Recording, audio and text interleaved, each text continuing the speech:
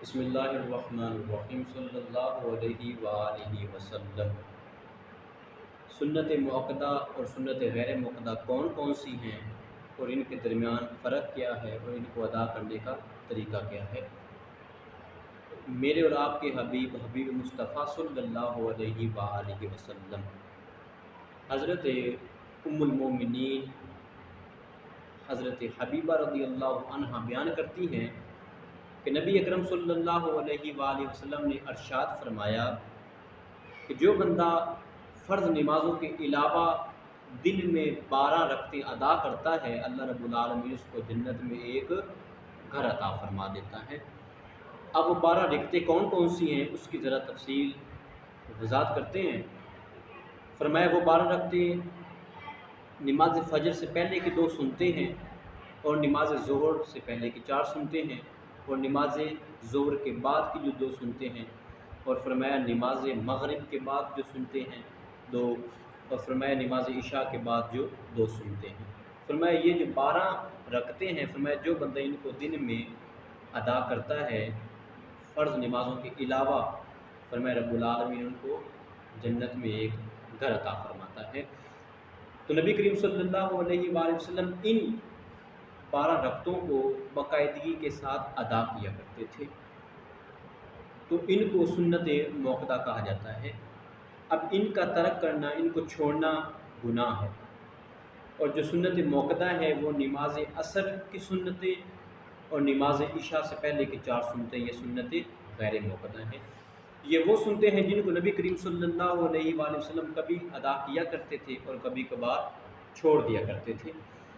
تو اگر اس کو کوئی ادا کرے گا تو ثواب ہے، اگر کوئی نہیں ادا کرے گا تو گناہ نہیں ہے۔ اور یہاں پہ سوال ایک اور بھی ہے، کچھ تو احباب ایسے ہوتے ہیں جو نماز فرض کو ادا کرنے کے بعد فوراً گھروں میں لوٹ جاتے ہیں، نماز بقیہ سنتے بھی چھوڑ دیتے ہیں اور نماز نوافل بھی چھوڑ دیتے ہیں۔ افسوس کی بات ہے، ان سے پوچھا جائے کہ یار آپ نے نماز سنت کیوں نہیں ادا کی، تو وہ کہتے ہیں کوئی خاص سنتیں نہیں ہیں، ان کا پڑھنے سے کوئی اتنا خاص فائدہ نہیں ہوتا، ویسے بھی آپ صلی اللہ علیہ وآلہ وسلم کی سنتیں ہیں، پڑھ لیں تو ٹھیک ہے، نہ پڑھیں تو کوئی مسئلہ نہیں ہے۔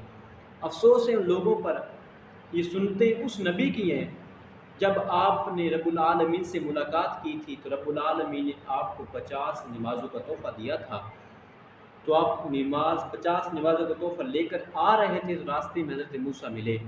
حضرت موسیٰ نے عرض کی کہ حضور 50 نمازیں بہت زیادہ نمازیں ہیں، تو آپ کی امت یہ کیسے ادا کرے گی؟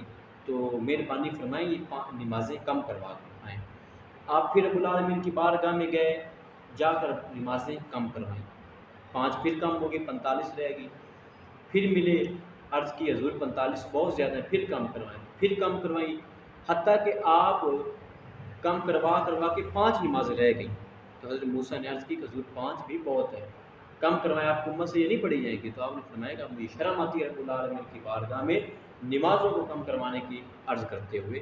تو یہ تو ہمارے وہ نبی ہیں جنہوں نے ہمارے لیے اتنی محبت اور ہمارے لیے اتنی مشقت اٹھائی، تو آج ہم احباب ایسے ہیں کہ اسی نبی کی ہم سنتیں چھوڑ دیتے ہیں۔ افسوس ہے، مانا کہ سرکار مدینہ صلی اللہ علیہ وسلم نے سنت غیر موقدہ کو ادا ہر وقت نہیں کیا، چھوڑ دیا کرتے تھے، لیکن اس کا مطلب یہ تو نہیں نا کہ سرکار نے ہمیں چھوٹ دے دیے، نہیں، ہمیں بھی ادا کرنی چاہیے۔ اور سنت موقدہ، کچھ احباب تو ایسے کہ سنت موقدہ بھی چھوڑ دیتے ہیں، سنت غیر موقدہ دور کی بات ہے، سنت موقدہ کو بھی چھوڑ دیتے ہیں۔ ہمیں سنت موقدہ کی بھی اتباع کرنی چاہیے، ان کو بھی ادا کرنا چاہیے، اور سنت غیر موقدہ کو بھی ادا کرنا چاہیے۔ اور ویسے بھی نمازوں کی ہمیں بڑی پابندی کرنی چاہیے۔ ہمارے گھروں میں، ہمارے کاروباروں میں حرکتی کی جو سب سے بڑی وجہ وہ یہی ہے کہ ہم دین سے دور ہو گئے۔ وہ معزز تھے زمانے میں مسلمان ہو کر، ہم خار ہوئے تاریک قرآن ہو کر۔ فرمایا کہ وہ ایک سجدہ جسے تو گرا سمجھتا ہے، 1000 سجدوں سے دیتا ہے بندے کو نجات۔ دعا ہے کہ رب العالمین ہم سب کو عمل کرنے کی توفیق عطا